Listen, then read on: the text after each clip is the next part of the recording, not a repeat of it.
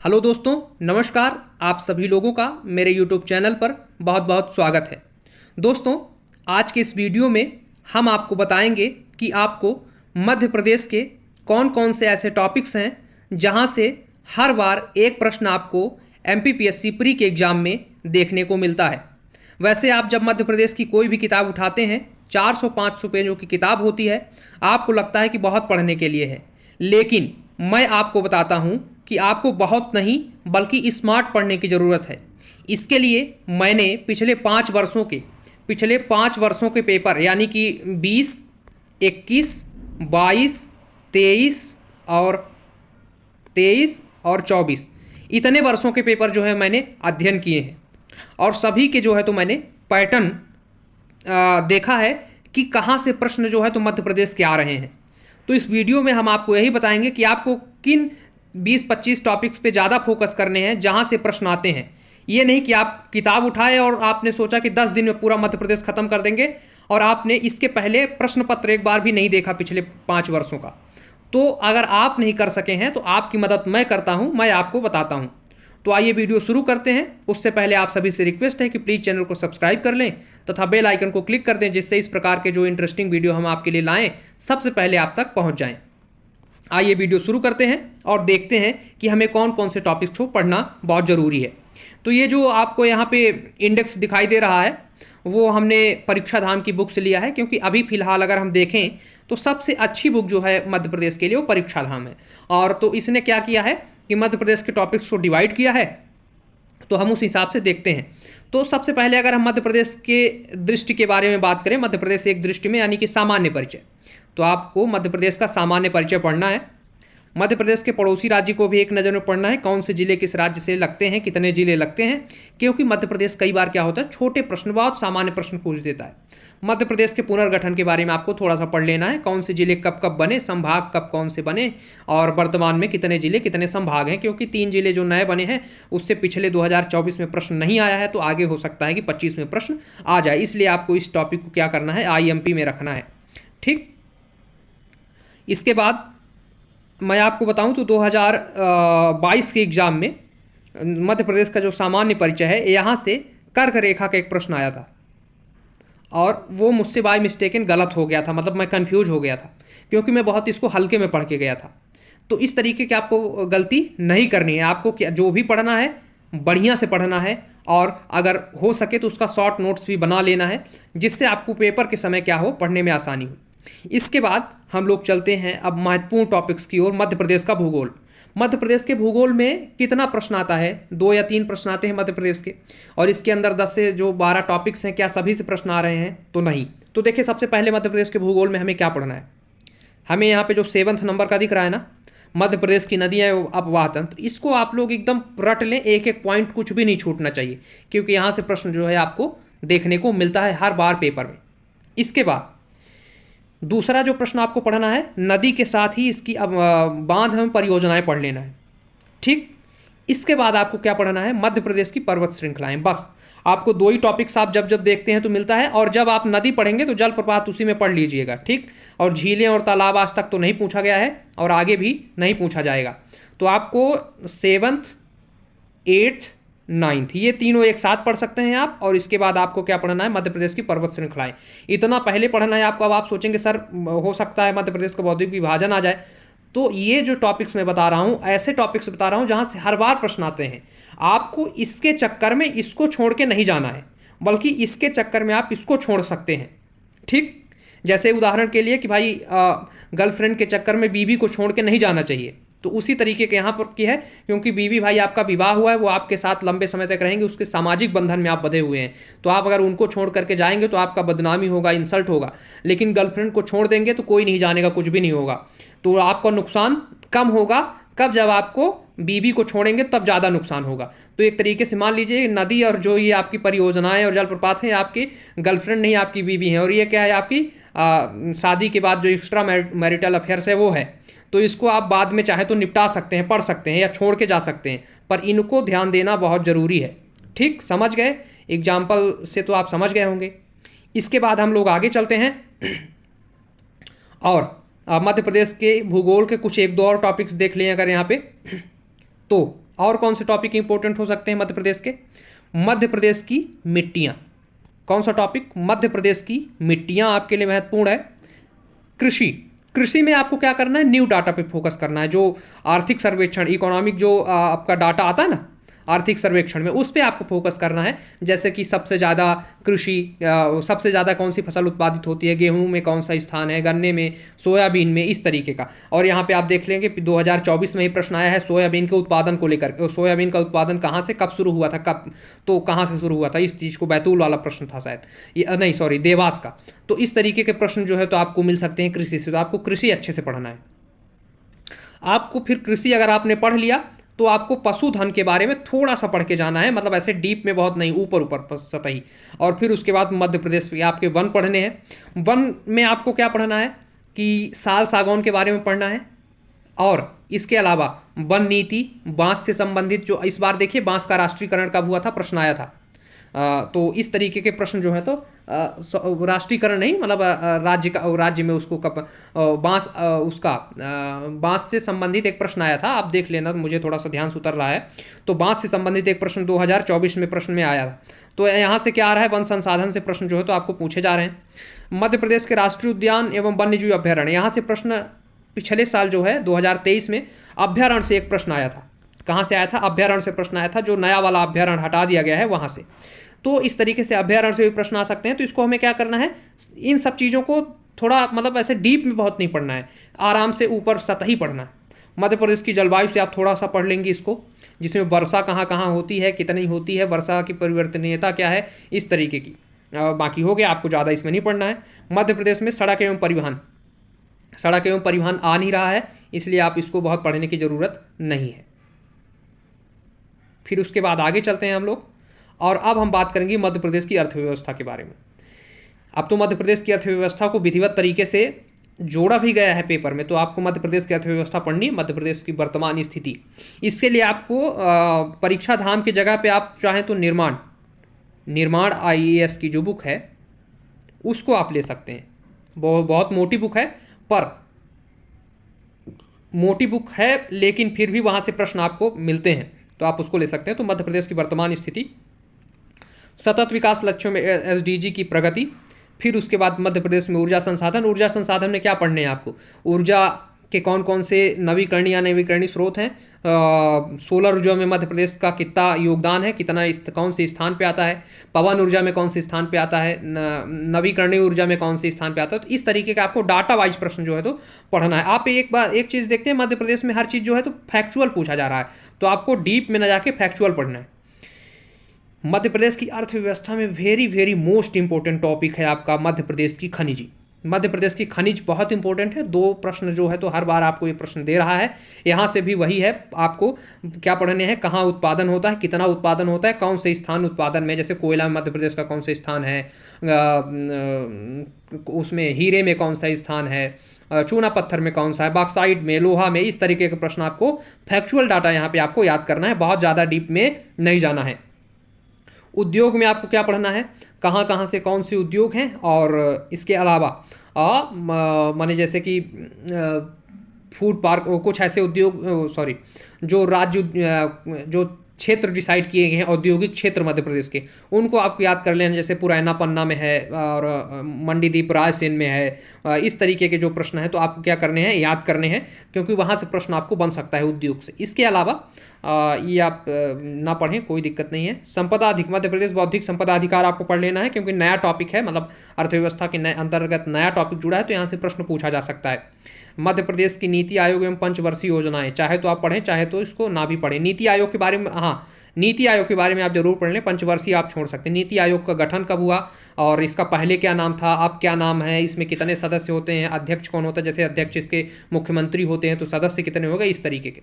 खाद्य प्रसंस्करण, एक जिला एक उत्पाद आप थोड़ा सा पढ़ेंगे। एक जिला एक उत्पाद कौन कौन से में कौन कौन सा उत्पाद घोषित है किस जिले के लिए, इसको आप याद कर लेंगे। इसके बाद हर बार एक प्रश्न आपको जो दे रहा है, महत्वपूर्ण इंपॉर्टेंट है, IMP जो टॉपिक्स है आपका, वो है आपकी योजनाएं, कल्याणकारी योजनाएं। तो कल्याणकारी योजनाओं को क्या करना है आपको, ये 27वें नंबर का जो टॉपिक है, यहाँ पे 27वें नंबर का ये जो टॉपिक है आपका, इसको मध्य प्रदेश की कल्याणकारी योजनाएं आपको पढ़ना है। और जब बजट न्यू जो बजट आए उसको आपको पढ़ना है। ठीक। आत्मनिर्भर मध्य प्रदेश जो है इसके कौन कौन से अंग हैं, किस किस तरीके से आत्मनिर्भर होगा मध्य प्रदेश, इसको भी आप एक बार क्या करेंगे, पढ़ लेंगे। इसके बाद हम लोग आगे चलते हैं और अगला टॉपिक देखते हैं। तो अगला टॉपिक है हमारा यहाँ पे एक टॉपिक जो है तो आप अर्थव्यवस्था में पढ़ेंगे, जो कि IMP है, मोस्ट इंपॉर्टेंट है, वेरी वेरी मोस्ट इंपॉर्टेंट है। जो भी आपको कहना हो कह लो। मध्य प्रदेश की जनसंख्या परिदृश्य, इससे तो 2 प्रश्न आपको मिल रहे हैं हर बार, कुछ बार 1 भी आ रहे हैं, कुछ बार 2 प्रश्न आ रहे हैं। तो यहाँ इसको तो आपको छोड़ के जाना नहीं है। आप चाहे पूरा अर्थव्यवस्था ना पढ़ो, पर मध्य प्रदेश की जनसंख्या जरूर पढ़ के जाना है आपको। तो आपको क्या करना है, इसको जरूर पढ़ना है, क्योंकि यहाँ से प्रश्न आएगा, तो आप इसको छोड़ेंगे नहीं। इसके बाद मध्य प्रदेश की राज्य व्यवस्था से उन्होंने 2 बार जो है तो प्रश्न देना कम कर दिया है। 2023-24 में उन्होंने बहुत कम प्रश्न दिए हैं और 23 में बड़ा सिंपल प्रश्न दिया है। तो आपको इसको क्या करना है, हल्के हल्के में पढ़ना है, बहुत ज़्यादा डीप पे जाके नहीं पढ़ना है, क्योंकि 2022 में उसने बहुत डीप पूछा था यहाँ से, फिर उसके बाद उसने क्या किया, डाउन कर दिया। तो आपको बहुत डीप में नहीं पढ़ना है, सामान्य प्रश्न सामान्य पढ़ने हैं आपको, ठीक। तो इन सभी को आप थोड़ा थोड़ा पढ़ेंगे, जिसमें से राज्यपाल, मुख्यमंत्री, उच्च न्यायालय और पुलिस व्यवस्था आप नहीं पढ़ेंगे, कोई काम की नहीं है।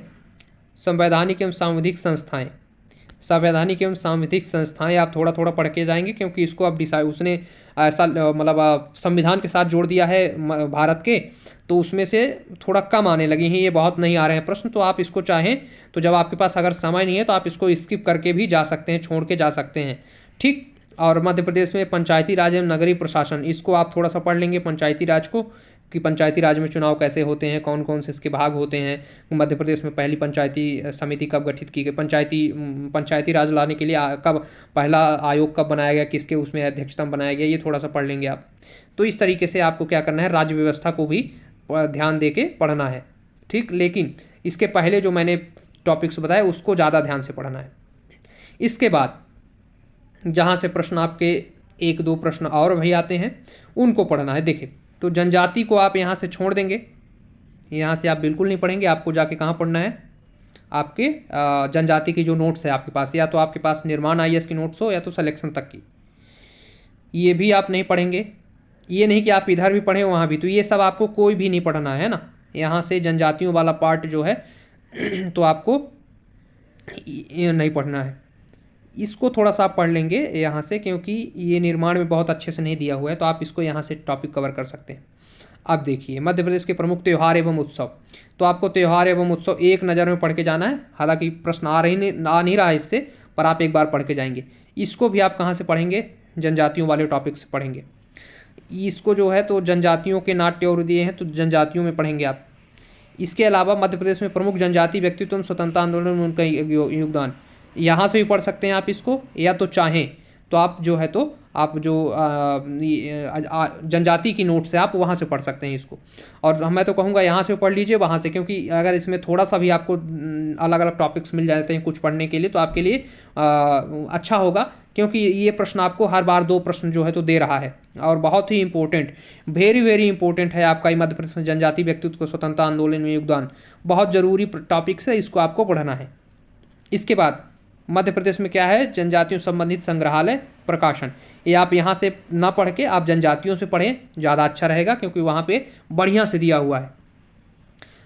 मध्य प्रदेश में साहित्य एवं कला जुड़ी, कोई मतलब की नहीं है। मध्य प्रदेश में साहित्यकार एवं कृतियाँ, ये जरूरी है आपके लिए, इसको आप जरूर पढ़ेंगे। मध्य प्रदेश की प्रमुख साहित्यकार एवं उनकी कृतियाँ, मध्य प्रदेश के प्रमुख वाद्य यंत्र एवं संगीत घराने, ये आपको पढ़ के जाना है। यहाँ से भी पढ़ लेना है, जनजातियों में दिया है तो वहाँ से भी पढ़ लेना है, क्योंकि पंडित रविशंकर का आ चुका है प्रश्न, और अगली बार यहाँ से कुछ और प्रश्न आ सकता है, जैसे संगीत घराना पूछ सकता है वो।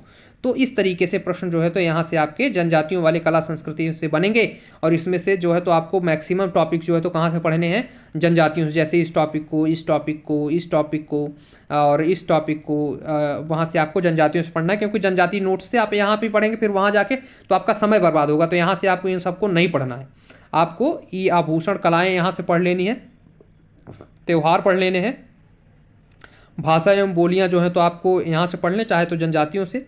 ये आपको नहीं पढ़ना है ना, ये आपको यहाँ से भी पढ़ना है, जनजातियों से भी पढ़ना है। ये भी आप यहाँ से और जनजातियों से पढ़ सकते हैं। मध्य प्रदेश कला संस्कृति जुड़ी, ये कोई काम का नहीं है, ये जरूरी है, और 48 और 49 ये जरूरी है आपके लिए। इसके बाद आगे चलें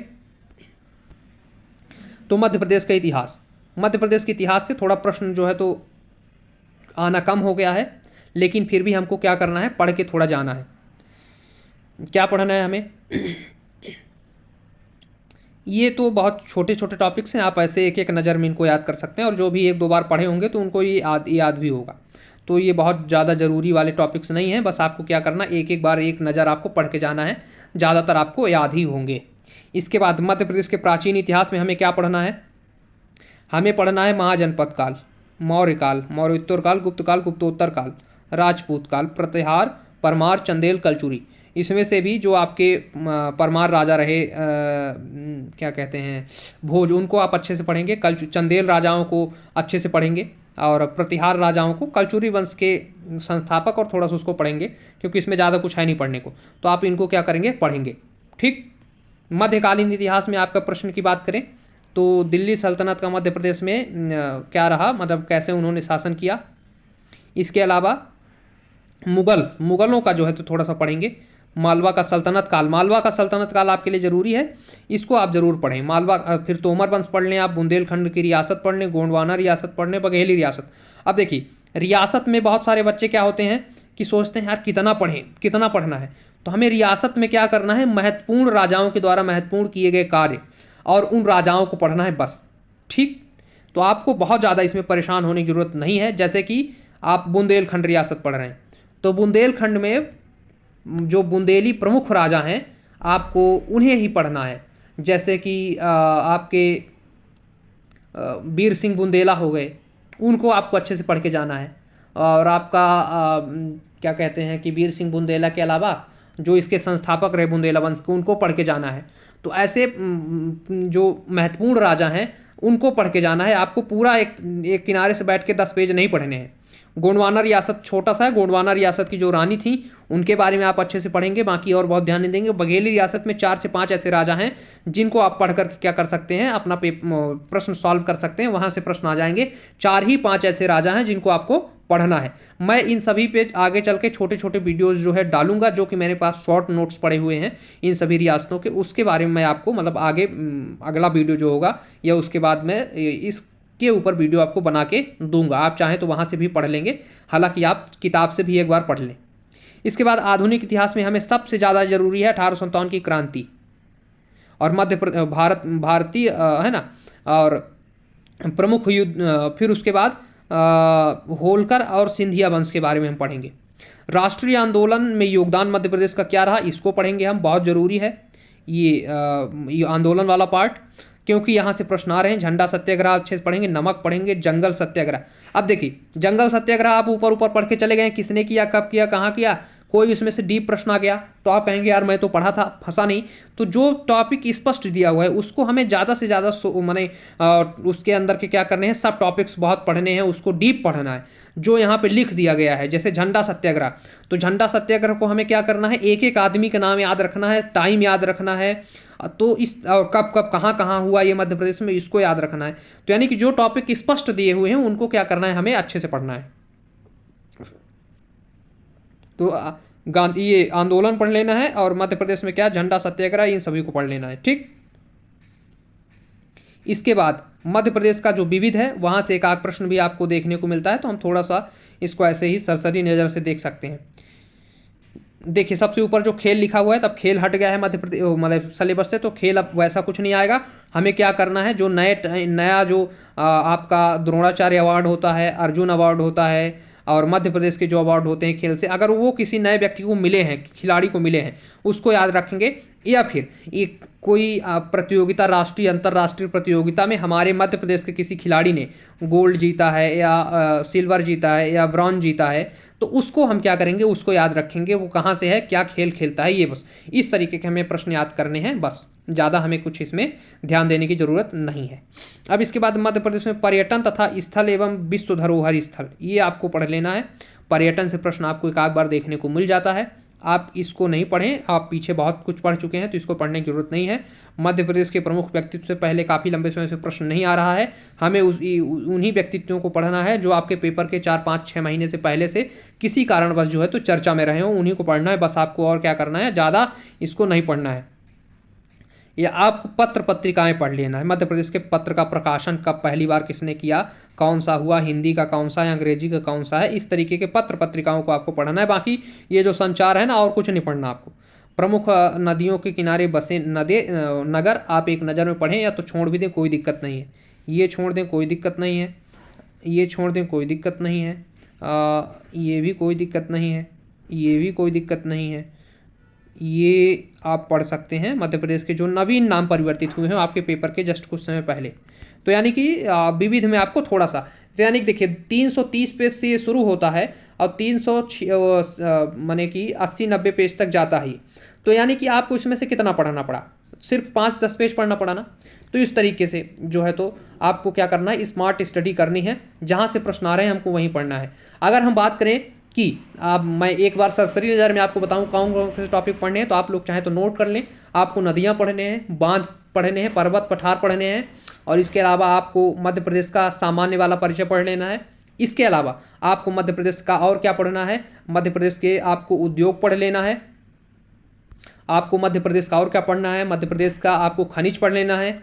आपको और मध्य प्रदेश में क्या पढ़ना है, तो आपको मध्य प्रदेश में इसके अलावा प्राचीन और आधुनिक इतिहास पढ़ने हैं, और मध्यकालीन इतिहास पढ़ना है, जिसमें और जब आधुनिक पढ़ेंगे आप तो मध्य प्रदेश का राष्ट्रीय आंदोलन में योगदान क्या रहा वो पढ़ना है आपको, और जो रियासतें रहीं उनके प्रमुख राजाओं के बारे में और राजाओं के द्वारा किए गए काम को आपको पढ़ना है। और विविध में अगर आप पढ़ें तो आपको क्या पढ़ना है, मध्य प्रदेश के प्रमुख व्यक्तित्व के बारे में जो आपके 5-6 महीने या 1 साल पहले चर्चा में रहे उनको पढ़ना है। पत्र पत्रिकाएं पढ़ लेना है, और आपकी इसके अलावा जो है तो आपको मध्य प्रदेश के कुछ परिवर्तित नाम जो जरूरी हैं वो पढ़ने हैं। खेल परिदृश्य में आपको वो नाम पढ़ने हैं जिनको हाल फिलहाल में कोई ना कोई अवार्ड मिला। तो मैं आशा करता हूँ कि आपको समझ में आ गया हो कि मध्य प्रदेश में हमको क्या क्या पढ़ना है। इसी तरीके के लेटेस्ट वीडियो देखने के लिए आप सभी लोग मेरे चैनल को सब्सक्राइब करें तथा बेल आइकन को क्लिक करें। धन्यवाद, नमस्कार।